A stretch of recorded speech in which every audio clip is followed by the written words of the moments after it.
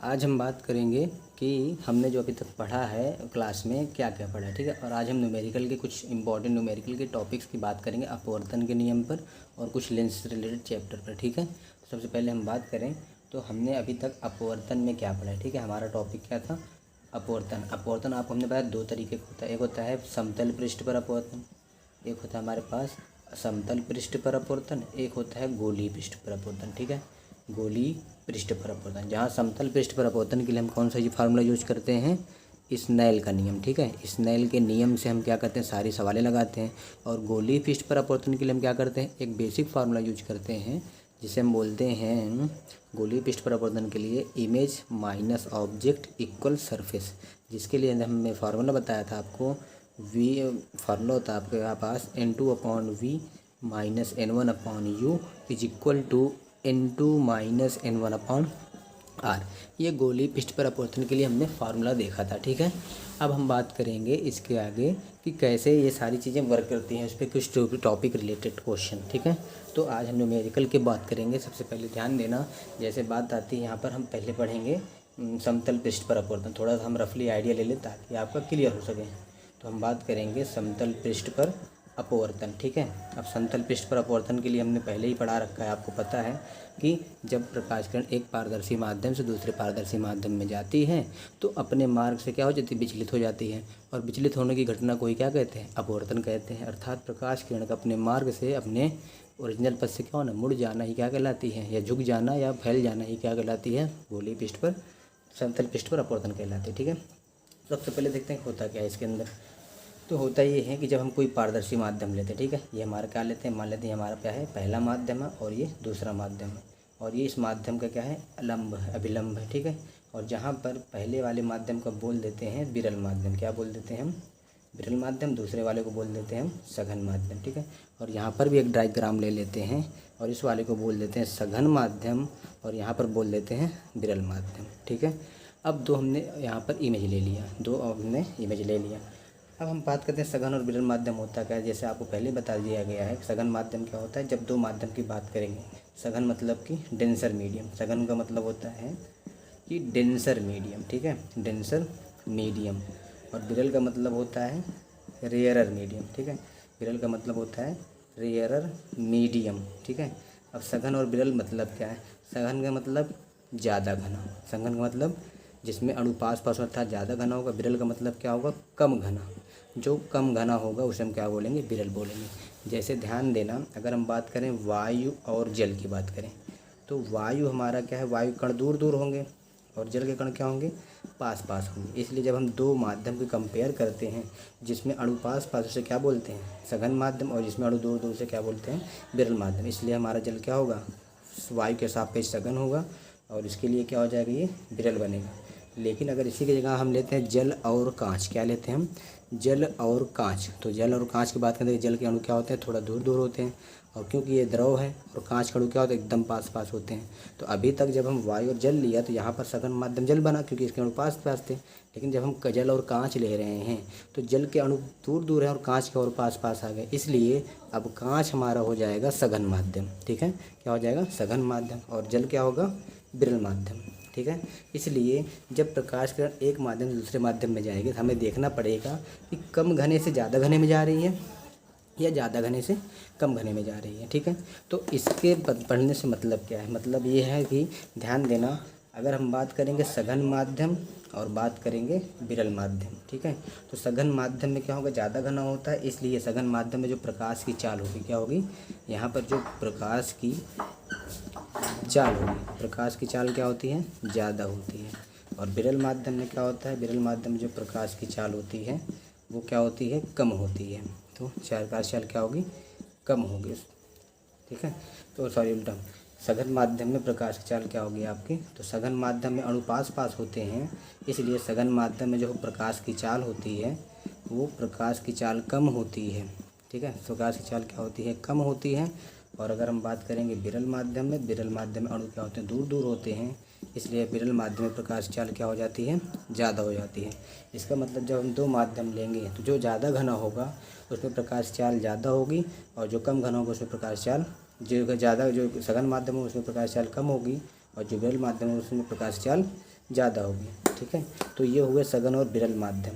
तो अब हम अपवर्तनांक और माध्यम में बात करते हैं। तो अगर हम बात करें अपवर्तनांक के बारे में और प्रकाश की चाल के बारे में, ठीक है, प्रकाश की चाल के बारे में, अगर हम दो माध्यम में जा रहे हैं तो सपोज दैट मान लेते हैं हमारे पास एक सघन माध्यम है और दूसरा क्या है, विरल माध्यम है। तो जो माध्यम ज़्यादा सघन होता है उसके लिए अपवर्तनांक क्या होता है, ज़्यादा होता है, और जो विरल होता है उसके लिए अपवर्तनांक कम होता है। इसलिए अगर सघन माध्यम लेते हैं, सघन माध्यम में अणु पास पास होते हैं, इसलिए सघन माध्यम का अपवर्तनांक ज़्यादा होगा और विरल माध्यम का अपवर्तनांक कम होगा। प्रकाश की चाल की बात करेंगे तो सघन माध्यम में अणु पास पास होंगे, इसलिए प्रकाश चाल क्या होगी, कम होगी। इसलिए अगर हम दो माध्यम लेते हैं तो दो माध्यम में प्रकाश की चाल और उसके अपवर्तनांक के बीच संबंध देखा जाए तो जो सघन माध्यम होता है उसमें उसका अपवर्तनांक क्या होगा, ज़्यादा होगा, इसलिए उसकी चाल क्या होगी, कम होगी। तो ऐसे ही अगर हम बोलें वायु और जल ले लें, वायु और जल ले लें तो वायु क्या होगा हमारा, विरल माध्यम होगा और जल क्या होगा, सघन माध्यम होगा। तो इसलिए विरल माध्यम में क्या होगा, प्रकाश की चाल क्या होगी, ज़्यादा होगी, और सघन माध्यम प्रकाश चाल कम होगी। ये कौन डिपेंड कर रहा है, क्योंकि अपवर्तनांक की बात करेंगे तो अपवर्तनांक जो होगा, वायु का अपवर्तनांक कम होगा और जल का अपवर्तनांक ज़्यादा होगा। तो ओवरऑल सारे कंक्लूजन से ये पता चला कि जब हम सघन और विरल माध्यम की बात करते हैं तो सघन का मतलब प्रकाश की चाल कम और अपवर्तनांक ज़्यादा, और विरल का मतलब प्रकाश की चाल ज़्यादा, अपवर्तनांक कम। इसका मतलब क्या हुआ, जो अपवर्तनांक होता है, इससे ये पता चला जो अपवर्तनांक होता है वो प्रकाश की चाल के क्या होता है, वो प्रकाश की चाल के व्युत्क्रमानुपाती होगा, अर्थात जिस माध्यम में प्रकाश चाल ज़्यादा होगी उसका अपवर्तनांक कम होगा, ठीक है। तो अब ध्यान देना, तो अब देखा ही गया जब कोई प्रकाश किरण विरल माध्यम सघन माध्यम में जाती है तो जब कोई प्रकाश विरल माध्यम सघन माध्यम में जाती है तो क्या हो जाता है, सीधी रेखा में जाकर क्या होता है, अभिलंब की ओर झुक जाती है। क्यों झुक जाती है, क्योंकि कम घने से ज़्यादा घने में जा रही है, इसलिए प्रकाश चाल क्या होगी, कम होगी और ये झुक जाएगी। ऐसे ही अगर सघन माध्यम से विरल माध्यम में जाएगी तो अब क्या होगी, अब ज़्यादा घने से कम घने में जा रही है, इसलिए क्या होगी, फैल जाएगी। तो जब प्रकाश कण विरल माध्यम से सघन माध्यम में जाती है तो अभिलंब की ओर झुक जाती है, और जब सघन से विरल जाते हैं तो अभिलंब से दूर हटती है, ठीक है। ये हुआ सघन और विरल माध्यम और इसके झुकाव के बाद। तो अब हम लोगों ने पढ़ा क्या था, ध्यान देना, अपवर्तन के सिस्टम और अपवर्तन की घटना में हमने आपको ये बताया था, जब कोई प्रकाश किरण एक पारदर्शी माध्यम से दूसरे पारदर्शी माध्यम में जाती है तो अगर प्रकाश की किरण पारदर्शी माध्यम से दूसरे पारदर्शी माध्यम में जाती है, जहाँ पर ये पहला माध्यम था और इसका अपवर्तनांक n1 है, ये दूसरा माध्यम है जिसका अपवर्तनांक n2 है, और ये कहा गया है कि n1 का मान कम है और n2 का मान ज़्यादा है। तो इससे क्या पता चला, पता ये चला कि n1 का मान कम मतलब इस जो माध्यम पहला है इसका अपवर्तनांक कम है, इससे मतलब इसे प्रकाश चाल ज़्यादा होगी, इसलिए कौन सा माध्यम बनेगा, ये विरल माध्यम बनेगा। और ये n2 क्या है, n2 आपका अपवर्तनांक ज़्यादा, इसलिए क्या होगा, ये सघन माध्यम होगा। तो अब ध्यान देना, प्रकाश अगर पहले से दूसरे माध्यम में जाए, इसका मतलब कहाँ से, विरल से सघन माध्यम में जा रही है तो क्या होगा, अवलंब की ओर झुक जाएगी। इसलिए अगर ये जाएगी यहाँ से तो सीधी रेखा में जाकर क्या होगी, अवलंब की ओर झुक जाएगी, ठीक है। तो ओवरऑल जब प्रकाश कण एक माध्यम से दूसरे माध्यम में जाती है तो अवलंब की ओर झुक जाएगी, जब विरल माध्यम से सघन माध्यम में जाती है। इसलिए आपको हमने बताया था कि अगर हम सघन माध्यम से विरल माध्यम में जाते हैं तो स्नेल के नियम लगाते हैं, पहले माध्यम का अपवर्तनांक और यहाँ पर बना कोण आपतन कोण और यहाँ पर आर है अपवर्तन कोण, इसलिए पहले माध्यम का अपवर्तनांक और पहले माध्यम बने कोण की जगह क्या गुणनफल क्या होती है, दूसरे माध्यम का अपवर्तनांक और दूसरे माध्यम में बने कोण के गुणनफल के बराबर होती है, ठीक है। ये सारी चीज़ें आपको बताया था। दूसरा फॉर्मूला बताया था हमने क्या, कि दूसरे माध्यम का अपवर्तनांक पहले माध्यम के सापेक्ष बराबर साइन आई बटे sine r is equal to n2 upon n1 is equal to v1 upon v2। ये सारी चीज़ें आपको हमने बताया था, ठीक है। और इन्हीं दो फार्मूले का यूज करके हम न्यूमेरिकल लगाते हैं, ठीक है। तो फिर भी आगे चलते हैं इसके। तो जैसे क्वेश्चन अब आते हैं, क्वेश्चन की बात करते हैं। क्वेश्चन में सबसे पहले अगर हम बात करें पहले क्वेश्चन, ठीक है, तो सारी चीज़ें हमने पढ़ लिया। अब एक बार पूरा रिवीजन ले लेते हैं। समझना, अब यहाँ पर दो डायग्राम बना रहे हैं। एक में प्रकाश की किरण आपका मान लेते हैं पहला माध्यम है और ये दूसरा माध्यम है, ठीक है। पहले माध्यम का अपवर्तनांक क्या है, n1 है, और दूसरे माध्यम का अपवर्तनांक n2 है। पहले माध्यम हमारा क्या है, विरल माध्यम है, और दूसरा वाला माध्यम क्या है, सघन माध्यम है, ठीक है। और पहले माध्यम में प्रकाश चाल क्या है, v1 है, और दूसरे माध्यम में प्रकाश चाल क्या है, v2 है, ठीक है। तो आपकी प्रकाश का अगर पहले माध्यम से दूसरे माध्यम में जा रही है तो अब ध्यान देना, सघन माध्यम का अपवर्तनांक n2, विरल माध्यम का अपवर्तनांक n1 है, यहाँ पर कंडीशन क्या बनेगी, अभी हम सब बना रहे हैं। इसे अगर प्रकाश किरण विरल माध्यम सघन माध्यम में जाएगी तो यहाँ पर टकराएगी, टकराने पर सीधी रकम जाकर क्या होगी, क्योंकि सघन विरल सघन इसलिए अभिलंब की ओर क्या होगी, झुक जाएगी। तो यहाँ पर जो कोण बनेगा वो क्या होगा, आपतन कोण। यहाँ पर जो कोण बनेगा अपवर्तन कोण। अब इनके बीच संबंध देखते हैं। तो सबसे पहले देखा जाए तो विरल से सघन जा रही थी, इसलिए आई का मान देखो ज़्यादा होगा और आर का मान क्या होगा, कम होगा। ठीक है। दूसरी कंडीशन, अब सघन से विरल से सघन जा रही है, तब हमने आपको बताया जो सघन होता है उसका अपवर्तनांक क्या होता है, ज़्यादा होता है। इसलिए पहले वाले माध्यम का अपवर्तनांक कम होगा और दूसरे वाले माध्यम का अपवर्तनांक ज़्यादा। और ये भी बताया था जिसमें का अपवर्तनांक ज़्यादा होता है उसमें चाल कम, और जिसका अपवर्तनांक कम उसमें प्रकाश चाल ज़्यादा। इसलिए पहले माध्यम प्रकाश चाल ज़्यादा होगी और दूसरे माध्यम में प्रकाश चाल कम होगी। ऐसे ही अगर मान लीजिए पहला माध्यम है जिसका अपवर्तनांक n1 है और दूसरा माध्यम क्या है जिसका अपवर्तनांक n2 है, प्रकाश किरण कहाँ से कहाँ जा रही है, और उस कंडीशन में अब ये पहला माध्यम सघन हो गया और दूसरा माध्यम क्या हो गया, विरल हो गया। इसका मतलब प्रकाश किरण सघन माध्यम से विरल माध्यम में जाएगी तो क्या होगा, तो जब प्रकाश किरण सघन माध्यम से विरल माध्यम में जाएगी तो ध्यान देना कम घने से वो ज़्यादा घने से कम घने में जाए, इसलिए अभिलंब की क्या होगी, सीधे रेखा अभिलंब से दूर हटेगी, सीधे रेखा में ना जाकर अभिलंब से दूर हटेगी। और ये कोण बनेगा आपका आर और ये कोण बनेगा आपका आई। इसलिए अब इनके बीच कंडीशन निकाली जाए तो निकाला जाता है क्या कंडीशन, कि आई का मान कम होगा और आर का मान ज़्यादा, क्योंकि कोण का मान बढ़ जाता है। दूसरा, अब n1 सघन माध्यम विरल माध्यम जा रही है, इसलिए n1 का मान क्या होगा, ज़्यादा होगा और n2 का मान कम होगा।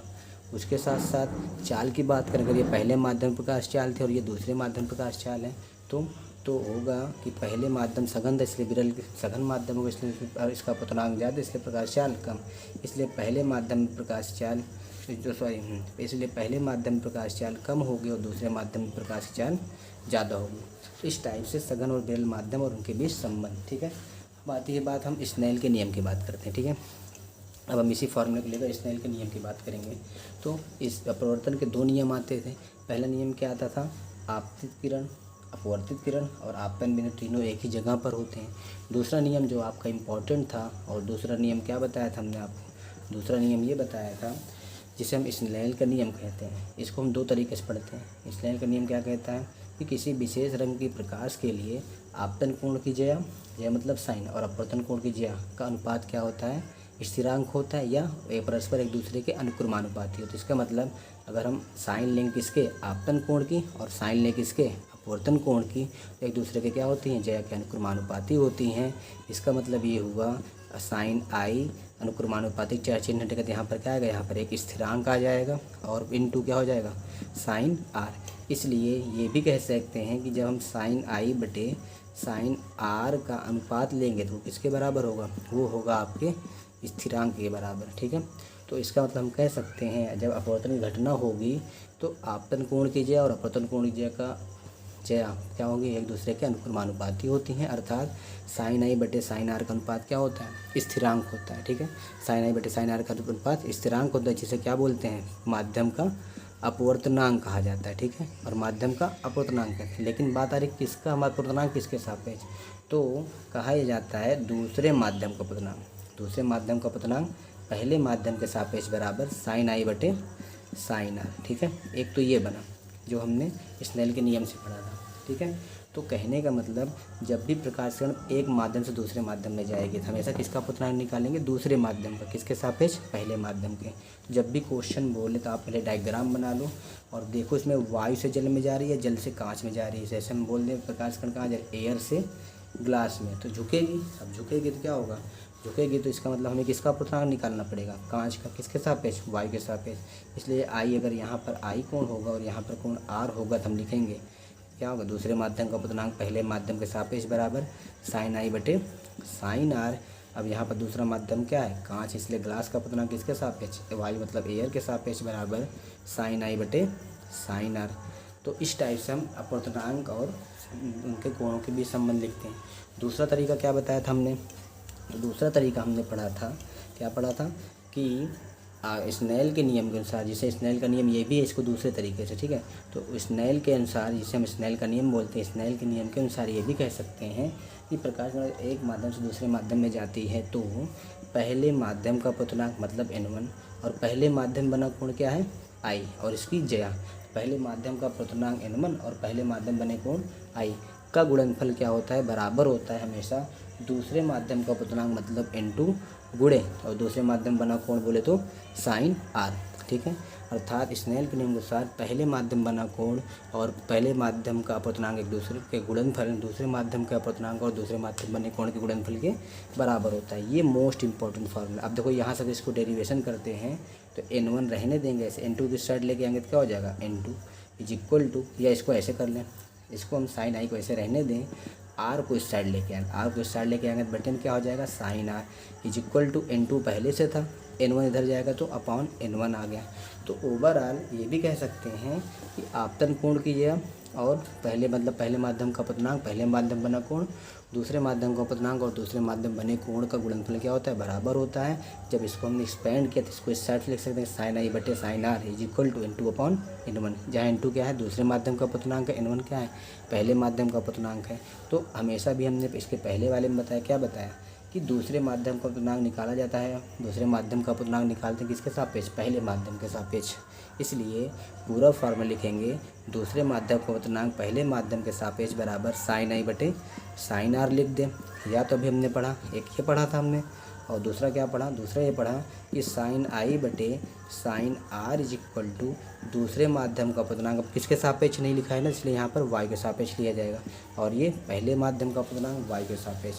तो अगर एक फार्मूला ये बना एक फार्मूला ये बना, तीनों को एक साथ लिखें तो ये भी लिख सकते हैं कि दूसरे माध्यम का अपूर्णांक पहले माध्यम के सापेक्ष बराबर साइन आई बटे साइन आर या तो n2 अपॉन n1, क्योंकि साइन आई बटे साइन आर की इक्वल वैल्यू कितनी है n2 अपॉन n1 है। इसलिए पूरा फार्मूला बना आपका, जब भी प्रकाश किरण एक माध्यम से दूसरे माध्यम में जाएगी तो अब उनके बीच हम संबंध लिख सकते हैं। कैसे लिखेंगे, संबंध ये आएगा कि ध्यान देना, ऐसे संबंध देंगे सपोज दैट आपकी प्रकाश किरण पहले माध्यम से दूसरा, पहले डायग्राम बना लें आपका, ठीक है। तो अब ध्यान देना, अगर हम मानते हैं हमारी कोई प्रकाश किरण एक माध्यम से दूसरे माध्यम में जा रही है, पहला माध्यम है और ये दूसरा माध्यम है, किसका अपूर्णांक निकालते हैं हम हमेशा निकालते हैं दूसरे माध्यम का अपूर्णांक, ठीक है। किसके सापेक्ष, पहले माध्यम के सापेक्ष। जैसे वायु से जल में जाएगी, जल का निकलेगा किसके सापेक्ष, वायु के सापेक्ष, ठीक है। इसलिए पहले माध्यम का अपूर्णांक अगर n1 है, दूसरे माध्यम का अपूर्णांक n2, ठीक है। झुके फैल उससे नहीं मतलब है, पहले माध्यम में प्रकाश चाल v1 है और दूसरे माध्यम में प्रकाश चाल v2 है और पहले माध्यम में बना कोण क्या है I है और दूसरे माध्यम में बना कोण R, जिसे अपवर्तन कोण बोलते हैं। तो इनके बीच आप संबंध निकाल सकते हो। वो संबंध क्या होगा, तो सपोज दैट मान लेते हैं पहली कंडीशन n1 का मान बड़ा है और n2 का मान छोटा है। इससे क्या पता चलेगा, n1 बड़ा है इसका मतलब n1 क्या होगा, सघन माध्यम होगा और n2 छोटा है इसका मतलब ये क्या होगा, विरल माध्यम होगा। क्यों, क्योंकि जिसका अपूर्णांक ज़्यादा वो सघन माध्यम, जिसका अपूर्णांक कम वो विरल माध्यम। इसका मतलब क्या पता चला, जब n1 ज़्यादा है n2 कम है, इसका मतलब प्रकाश किरण हाथ जा रही है सघन माध्यम से विरल माध्यम में, इसलिए क्या होगी, अविलंब से दूर हटेगी। अविलंब से दूर हटेगी तो ये बनेगा आपका कोण I और ये बनेगा कोण R। अब पूरा रेशियो लिखते हैं, पूरा सिस्टम लिखते हैं। इसलिए अगर स्नेल के नियम लगाएंगे तो दूसरे माध्यम का अपूर्णांक पहले माध्यम के सापेक्ष बराबर साइन आई बटे साइन आर लिख सकते हैं, या तो क्या लिख सकते हैं n2 अपॉन n1 लिख सकते हैं, या तो v1 अपॉन v2। ये आता है मेन फार्मूला और इस फार्मूले का यूज करके आप कुछ भी निकाल सकते हो, ठीक है। तो जहाँ पर इसके लैंग्वेज की बात करें, ये है दूसरे माध्यम का अपूर्णांक पहले माध्यम के सापेक्ष, या तो साइन आई मतलब आपतन कोण कीजिए और अपवर्तन आर मतलब अपवर्तन कोण। n2 क्या है, n2 मतलब दूसरे माध्यम का अपूर्णांक है वायु के सापेक्ष। जैसे बोलते कांच का अपूर्णांक कितना है, जल का अपूर्णांक कितना, समझ लेना वो इसका अपूर्णांक दिया किसके सापेक्ष, वायु के सापेक्ष, ठीक है। तो यहाँ पर n2 अपॉन n1 और v1 अपॉन v2 मतलब पहले माध्यम में प्रकाश चाल बटे दूसरे माध्यम में प्रकाश की चाल। इसलिए अगर हम बोलते हैं, क्या बोलते हैं, हमारी प्रकाश किरण वायु से जल में जा रही है, एयर से वाटर में जा रही है, तब बताएं सघन से विरल जा रही है, विरल से सघन। तो देखा जाता है तो वायु के कण पास पास दूर दूर, जल के कण पास पास, इसलिए तो जाहिर सी बात है प्रकाश किरण क्या होगी, विरल माध्यम सघन माध्यम जाएगी और अविलंब की ओर झुक जाएगी। इसलिए ये कोण बनेगा I और ये कोण बनेगा आपका R। तो अब लगाएंगे फार्मूला, क्या लगाएंगे, दूसरे माध्यम का अपूर्णांक पहले माध्यम के सापेक्ष बराबर साइन आई बटे साइन आर, या तो n2 अपॉन n1 या तो v1 अपॉन v2। अब इसी को माध्यम हमें पता चल गया, इसलिए ये भी लिख सकते हैं ना, हमेशा दूसरे माध्यम का निकलता है, याद रखना कि जल का अपूर्णांक एयर के रिस्पेक्ट में क्या हो जाएगा, साइन आई बटे sine r is equal to, अब इनटू मतलब दूसरे माध्यम, दूसरा माध्यम बोले तो क्या है, जल है, इसलिए जल का अपूर्णांक वायु के सापेक्ष बटे N1 क्या है, वायु का अपूर्णांक किसके सापेक्ष, वायु के सापेक्ष। और V1 मतलब प्रकाश चाल पहले माध्यम मतलब वायु में प्रकाश चाल बटे माध्यम मतलब कि दूसरे माध्यम में प्रकाश चाल। इस टाइप से हम लिख सकते हैं। ऐसे अगर हमारी प्रकाश किरण वायु से कांच में, ऐसे हमारी प्रकाश जल से कांच में जा रही है तो हम क्या लिखेंगे, पहला माध्यम हमारा जल, दूसरा माध्यम कांच। तो लगाएंगे फार्मूला फिर से, N2/N1 मतलब दूसरे माध्यम का अपूर्णांक पहले माध्यम के सापेक्ष बराबर साइन आई बटे sine r is equal to N2/N1 is equal to V1/V2। अब ध्यान देना, पहला माध्यम क्या है, जल है, दूसरा माध्यम कांच है, तो किसका अपूर्णांक निकलेगा, दूसरे माध्यम का, किसके सापेक्ष, पहले माध्यम के सापेक्ष, इसलिए कांच का अपूर्णांक निकलेगा जल के सापेक्ष बराबर साइन आई बटे साइन आर, या तो N2 बोले तो कांच का अपूर्णांक वायु के सापेक्ष बटे जल का अपूर्णांक वायु के सापेक्ष इज इक्वल टू V1 मतलब पहले माध्यम में प्रकाश चाल, और पहला माध्यम क्या था, जल था, इसे जल में प्रकाश चाल बटे W मतलब कि वाटर, और G फॉर ग्लास मतलब जल में प्रकाश चाल बटे कांच में प्रकाश चाल। तो अब आपको अगर I और R दिया है, एक दूसरे के सापेक्ष अपूर्णांक पूछा, इन दोनों को यूज कर लेंगे। अगर कह रहा है जल का अपूर्णांक कितना है, कांच का अपूर्णांक कितना है, तो जल के सापेक्ष कांच का अपूर्णांक बताए, इनको यूज कर लेंगे। कभी कभी कहता है कि जल का अपूर्णांक कितना है, कांच का अपूर्णांक कितना है, और अगर जल में प्रकाश चाल इतनी है तो कांच में प्रकाश चाल बताए, तो इन दोनों का यूज कर लेंगे। तो ओवरऑल ये जो फार्मूला हमने आपको बताया, इस फार्मूले से आप सारी सवालें लगा सकते हैं, ठीक है। अब हम क्वेश्चन की बात कर लें कि क्वेश्चन कैसे कैसे पूछेंगे, स्मॉल से एडवांस लेवल तक के सारे क्वेश्चन अब हम देखेंगे, ठीक है। कैसे क्वेश्चन पूछा जाएगा और क्या क्या पूछा जाएगा, ठीक है, और क्या निकालना है। तो इसको पढ़ने से पहले सबसे पहले आप ध्यान देना हमें लैंग्वेज क्या मिलेंगे। तो सबसे पहले हम देखते हैं अपूर्णांक। तो पहले लिखेंगे N2 का मतलब क्या है, दूसरे माध्यम का अपूर्णांक पहले माध्यम के सापेक्ष, ठीक है। जैसे आपको दे दिया जाए WA मतलब कि जल का अपूर्णांक वायु के सापेक्ष, ऐसे NWG दे दिया जाए तो जल का अपूर्णांक कांच के सापेक्ष। तो जिसका अपूर्णांक निकाला जाएगा वो हमेशा दूसरा माध्यम बनेगा। जैसे हमारी प्रकाश किरण वायु से कांच में जा रही है तो दूसरा माध्यम क्या बना, वायु थी, वायु से कहाँ गई, कांच का अपूर्णांक निकलेगा किसके सापेक्ष, वायु के सापेक्ष, इसलिए कांच का अपूर्णांक वायु के सापेक्ष निकालेंगे। तो जब भी क्वेश्चन मिले पहले आप क्या करना, फार्मूला लिख लेना, पहले वैल्यू आप निकलना फिर फार्मूला लिखना। अब एक आता है कभी कभी ऐसे था जल का अपूर्णांक, अगर क्वेश्चन कहता है जल का अपूर्णांक तो आप NW लिखोगे, कांच का अपूर्णांक तो NG लिखोगे, वायु का अपूर्णांक NA लिखोगे। लेकिन ये किसके सापेक्ष लिया जाता है, जब आपका अपूर्णांक लिखा जाए और किसके सापेक्ष नहीं बताया गया है तो हमेशा वायु के सापेक्ष होता है, ठीक है। इसलिए जल और कांच और वायु का अपूर्णांक अगर लिखा है किसके सापेक्ष, वायु के सापेक्ष, समझ जाना वो NG W वगैरह एक फॉर्म है, ठीक है। अब हम बात करते हैं पहले क्वेश्चन की, ठीक है। जैसे बोल दिया जाए कि जल का अपूर्णांक, ठीक है, जैसे बोल दिया जाए कि जल का अपूर्णांक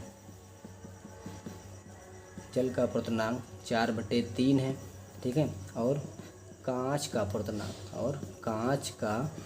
अपूर्णांक, ठीक है, जल का अपूर्णांक 4/3 और कांच का अपूर्णांक कितना है, 3/2 है, ठीक है। ज्ञात कीजिए। अब आपको ज्ञात क्या करना है, ठीक है, ज्ञात कीजिए। ज्ञात करना है सबसे पहले जल के सापेक्ष, किसके सापेक्ष, जल के सापेक्ष निकालना है, किसका, कांच का अपूर्णांक, जल के सापेक्ष कांच का अपूर्णांक। पहली सवाल ये बनी है आपका, ठीक है। और दूसरा क्वेश्चन में पूछता है कांच के सापेक्ष, ठीक है, कांच के सापेक्ष जल का अपूर्णांक। अब आपको दे क्या रखा है, पहले ये ध्यान देना, कांच के सापेक्ष जल का अपूर्णांक, किसके सापेक्ष दे रखा है, कांच के सापेक्ष, किसका दे रखा है, जल का। तो पहले ये देखना किसका दिया है, अब किसका निकालना, कांच का अपूर्णांक निकालना है, किसके सापेक्ष, जल के सापेक्ष। तो जिसका निकालना होगा वो हमेशा क्या होगा, दूसरा माध्यम बनेगा। इसलिए पहले सवाल के लिए पहले डायग्राम से वैल्यू निकाल दो, जल का अपूर्णांक दिया, ये नहीं बताना किसके सापेक्ष, तो क्या लेंगे, वायु के सापेक्ष।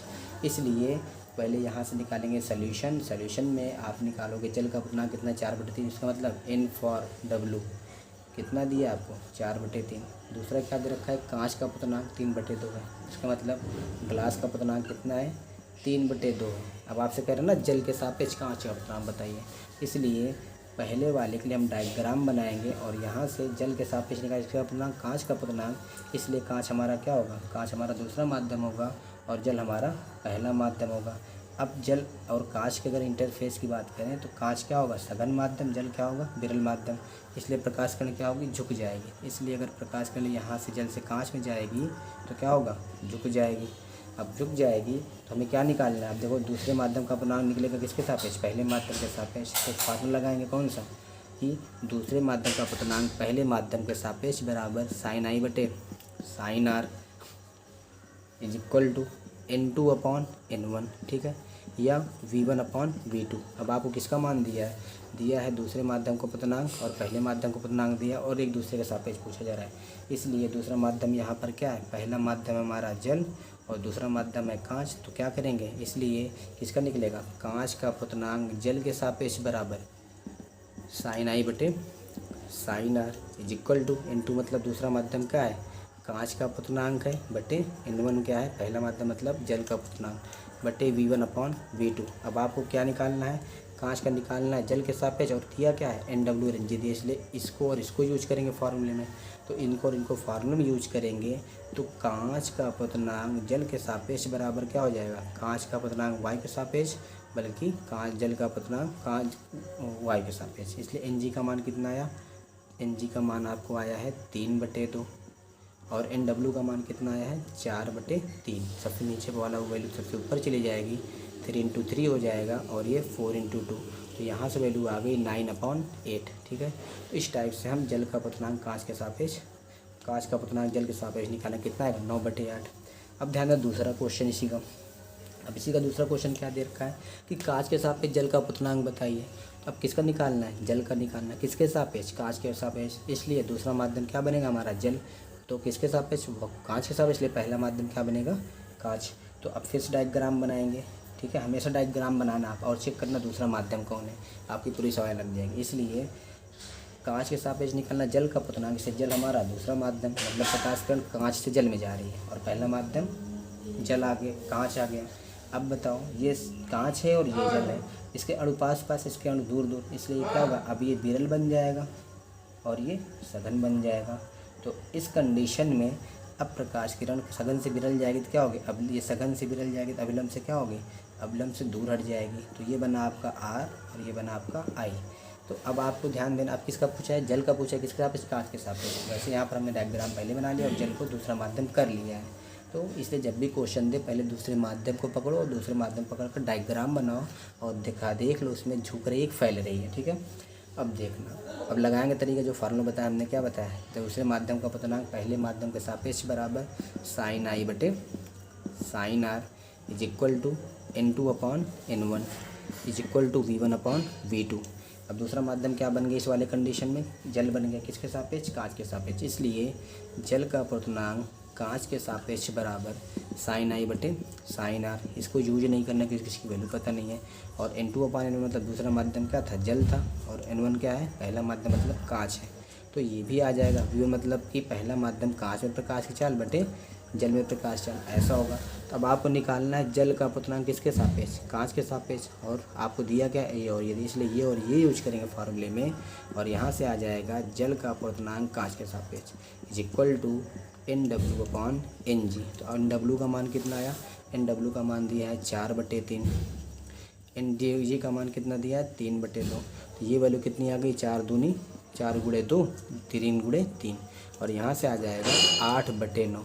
तो इसलिए ओवरऑल हमने देख लिया पूरा क्वेश्चन कि जब हमने निकाला किसका, देखो ये आपका ये आंसर ये हो गया। तो इसके पहले जो पहला आंसर निकाला हमने, कांच का अपनांक जल के सापेक्ष बराबर आया था कितना 9/8, लेकिन उसी का उल्टा निकाल लिया कि हमने कांच का की जगह पर जल का अपनांक निकाला, कांच के सापेक्ष बराबर, तो 8/9 आया। तो पूरे क्वेश्चन में देखने से क्या पता चला, पता ये चला जब भी क्वेश्चन दे तो हमें पता करना दूसरा माध्यम कौन बनेगा। और जैसे ही आपने दूसरा माध्यम बना लिया तो आप तुरंत डायग्राम बनाओगे, डायग्राम से दूसरा माध्यम जो होगा उसका नाम लिखोगे और फिर पता करोगे पहला माध्यम कौन। अगर माध्यम पहला नहीं पता तो आप वायु ले लेना और वहाँ से जब भी जाएगा दूसरे माध्यम में झुकेगी फैलेगी, आप डायग्राम बनाकर फिर ये पैटर्न लिखना। इस पैटर्न से अगर I और R पता है एक दूसरे के सापेक्ष पूछा तो इन दोनों को ले लेंगे। कभी कभी ये भी कहता है, ठीक है, जैसे कि इस सवाल के पूछा जाए यही दे दे सवाल, और इसमें आपको तीसरा चीज़ पूछ ली जाए कि क्या पूछ ली जाए कि अगर जो है जल में प्रकाश चाल इतनी है, ठीक है। अगर आपसे कहे जल में प्रकाश चाल इतनी है तो कांच में प्रकाश चाल बताओ, या वायु में प्रकाश चाल इतनी है तो कांच में प्रकाश चाल बताओ। तो जो भी बात करेगा क्वेश्चन हम सब 2 मीडियम की बात करता है। तो आपको जरूरी नहीं वहाँ पर आपको मीडियम ना बनाना पड़े, वहाँ पर मीडियम और डायग्राम बनाना पड़ेगा, ठीक है। एक छोटा क्वेश्चन और लेते हैं समझाने के लिए, ठीक है। जैसे आपको एक क्वेश्चन देता है, क्या देता है कि वायु में प्रकाश की चाल, कहते वायु में यदि प्रकाश की चाल, वायु में यदि जो प्रकाश की चाल है वो होती है 3 × 10⁸ मीटर प्रति सेकंड, ठीक है। 3 × 10⁸ मीटर प्रति सेकंड है, ठीक है। और प्रकाश की किरण, ध्यान देना, और यदि प्रकाश किरण वायु से कांच में जा रही, वायु से कांच में प्रवेश कर रही, वायु से कांच में क्या कर रही है, प्रवेश कर रही है, ठीक है। वायु से कांच में प्रवेश कर रही है तथा कांच का अपवर्तनांक, तथा कांच का अपवर्तनांक 1.5 है। कितना है? 1.5 है। तो वायु में तो कांच का अपवर्तनांक 1.5 है, तो कांच में प्रकाश की चाल बताइए। तो कांच में प्रकाश की चाल बताइए, ठीक। कांच में प्रकाश की चाल बताइए। तो अब हमने क्या करना है, कोई भी क्वेश्चन है कुछ भी दे, सबसे पहले आप पता करो दूसरा माध्यम कौन है। तो क्वेश्चन कर वायु से कहाँ जा रही है, कांच में जा रही है, इसका मतलब क्या हो, तुरंत डायग्राम बनाएंगे। और दूसरा माध्यम क्या बना हमारा, कांच मतलब ग्लास। पहला माध्यम क्या बना, एयर, ठीक है। अब आपको एक चीज़ और ध्यान देना है, जब भी वायु का अपवर्तनांक लेते हैं तो हम वायु का अपवर्तनांक कितना लेते हैं, 1 लेते हैं, ठीक है। हमेशा वायु का अपवर्तनांक कितना होता है, 1 होता है। इसलिए अब आप इसी डायग्राम में देखना, तो आपने पहले डायग्राम बनाया और पता कर लिया दूसरा माध्यम कौन है। तो दूसरे माध्यम से पता चला दूसरा माध्यम कांच निकला। तो कांच लेके इसका मतलब प्रकाश कण वायु से कांच में जाएगी, इसका मतलब ये वायु क्या है, विरल माध्यम होगा, कांच क्या है, सघन माध्यम होगा। तो वायु प्रकाश कण क्या होगी, झुक जाएगी। तो डायग्राम बना लो, हमने ये प्रकाश कण फैलाई और इसको जाना था सीधा, अब क्या हो जाएगी, ये झुक जाएगी। और ये बन गया I और ये बन गया आपका R, ठीक है। अब वैल्यू की बात करें तो ध्यान देना, आपको वायु में प्रकाश चाल दिया, मतलब कि पहला माध्यम है वायु, मतलब एयर में प्रकाश चाल कितना है, 3 × 10⁸ मीटर प्रति सेकंड, ठीक है। दूसरा क्या दे रखा है, दूसरा दे रखा है प्रवेश कर, और कांच का अपवर्तनांक दिया है। अब किसके सापेक्ष नहीं पता है ना, तो इसलिए किसके सापेक्ष, वायु के सापेक्ष। इसलिए हम लेंगे कांच का अपवर्तनांक मतलब Ng, इसके सापेक्ष वायु के सापेक्ष वो आएगा 1.5। तो कह रहा है कांच में प्रकाश की चाल बताइए, मतलब आपको बताना कितना है, Vg, मतलब V for velocity in G, मतलब कांच में प्रकाश चाल। अब लगाएंगे फार्मूला, कौन सा भी हमने बताया कि पता करो पहला कौन है और दूसरा माध्यम कौन है, और हमेशा किसका निकालना, दूसरे माध्यम का अपवर्तनांक। इसलिए दूसरे माध्यम का अपवर्तनांक पहले माध्यम के सापेक्ष बराबर sin I बटे sin R is equal to N2/N1 is equal to V1/V2। अब आपने पता किया कि दूसरा माध्यम कांच है, पहला माध्यम वायु है, इसलिए हमारा किसका अपवर्तनांक निकलेगा, कांच का अपवर्तनांक वायु के सापेक्ष बराबर sin I बटे sin R, ऐसे का ऐसे रह जाएगा। N2 मतलब दूसरा माध्यम मतलब कि कांच का अपवर्तनांक, और पहला बोले तो वायु का अपवर्तनांक इज इक्वल टू V1 मतलब पहले माध्यम प्रकाश चाल, और पहला माध्यम क्या है, वायु में प्रकाश चाल। दूसरा माध्यम क्या है, जल कांच है, इसलिए G मतलब कांच में प्रकाश चाल। अब आप बताओ किसकी वैल्यू दिया और किसको निकालना है। तो अब अगर हम देखा जाए तो आपको ये वैल्यू पता है, Ng मतलब कांच का अपवर्तनांक किसके सापेक्ष, वायु के सापेक्ष। Na आपको हमने बता दिया 1 होता है। Va मतलब वायु में प्रकाश चाल, आपको पता है क्या निकालना है, Vg, इसलिए इन और इनको यूज करेंगे फार्मूले में। तो इसलिए पूरा फार्मूला अगर लिखेंगे, यहाँ से इसको मिटा दें और यहाँ से लिखें, तो इन और इन दोनों को लेने पर अगर हम Ng/Na लेते हैं इज इक्वल टू Va/Vg लेंगे तो क्या बनेगा, Ng मतलब कांच का अपवर्तनांक कितना दिया है, 1.5, Na का कितना मान होता है, 1 होता है। ये Va मतलब वायु प्रकाश चाल कितनी होती है, 3 × 10⁸ होता है। और Vg मतलब आपको कैलकुलेट करना है, तो क्या होगा, बटे 1 है तो कोई मतलब ही नहीं है, तो क्रॉस मल्टीप्लाई करेंगे तो ये बन जाएगा Vg × 1.5 इज इक्वल टू 3 × 10⁸, और यहाँ से Vg इक्वल आ जाएगा 3 × 10⁸ बटे 1.5, और 10 से गुणा करेंगे, 10 से भाग करेंगे तो Vg आ जाएगा, बन जाएगा 30 × 10⁸, और नीचे बन जाएगा आपका 15, और 15 दूनी 30, इसलिए 2 × 10⁸ मीटर प्रति सेकंड, अर्थात कांच में जो प्रकाश चाल आएगी वो 2 × 10⁸ मीटर प्रति सेकंड होगी, ठीक है। इस टाइप से हम क्वेश्चन लगाते हैं। ये हुआ पैटर्न लिखने का फार्मूला, और जो वैल्यू दिया आप उस टाइप से क्वेश्चन सॉल्व कर लेंगे, आसान हो जाएगा हमारा पूरा वैल्यू, ठीक है। ओके।